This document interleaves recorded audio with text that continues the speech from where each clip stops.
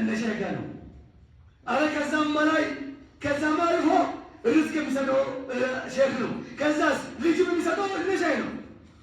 ልጅ አንዳንድ ሰዎችማ ጭራሽ ያን የሆነ ነገር ከትቦላችሁ ሳይሆን ሀታ ሚስቱን ሄዶ ለእነ ሼክ የሚያስረክባለን።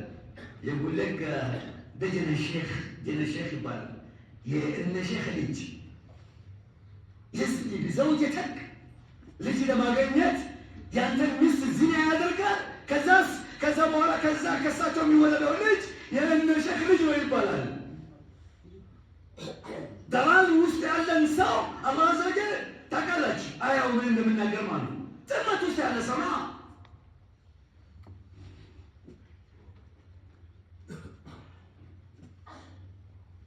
ሱብሃንአላህ። አረ ከዛ በላይ ያ ሼክ አላህን መገዛት ዒባዳ ወማ ኸለቀቱል ጅነ ወልኢንሰ ኢላ ሊያዕቡዱን የሚለውን ተውትና ከዛ በኋላ ላ ዒባደተ ሼክ ኸይሩን ሚን ዒባደቲላህ። ለምን ምንድን ነው የምትፈልገው አንተ? ዒባዳ የምታደርገው ለምንድን ነው? ጀነት ፍለጋ ነው።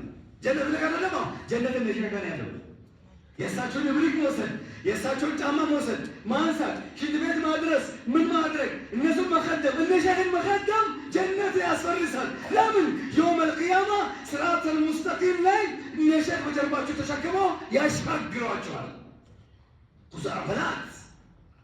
ኩዛዕበላት ረቢል ካዕባ ኩዛዕበላት በጣም መሄድ መጥመም ጠሞ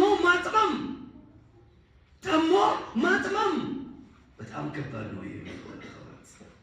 ይሄ አቂዳ ጉዳይ ቀላል ነገር አይደለም። ዝም ብሎ የሚታይ ነገር አይደለም። ከባድ ነው። ትንሽ ነፍስያን ረገጥ ማድረግ ያስፈልጋል። ወደ ራስን መመለስ ያስፈልጋል። አንድ ችግር ካለበት እነ ሼክ ጋር መሮጥ። ከዛ በኋላ እሳቸው ደግሞ ኪታቡን ያዩና ይላል ፓፓፓፓፓፓፓ ይሄ 50 ሺህ ጂኒ አይደለም ያለብህ ባትመጣ ኖሮ እኮ አልቆልህ ነበር ይላል። ስለዚህ 100 ሺህ ከዛስ እንደዚህ ጥቁር ፍየል ጥቁር በግ ምን የሆነ ነገር ይደረድርና ከዛ ሁሉ ይመጣለታል። ምን ሰው ጂኒ የለበትም እኮ የሆነ ብር መጥቶት ይሆን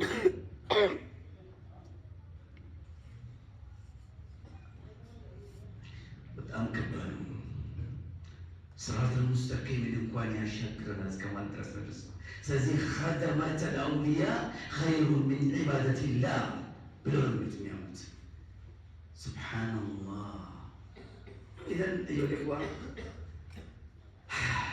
ብዙ እንናገር ነበር ስለዚህ ጉዳይ፣ ወላኪን ሰዓቴን መገደብ አለብኝ። ምክንያቱም ሌሎች ፕሮግራሞች አሉኝ ማንሳት የምፈልጋቸው አለነውም። እዚህ ላብቃና ቀጣው ሳምንት ስለመን ወልወሊ የሚለው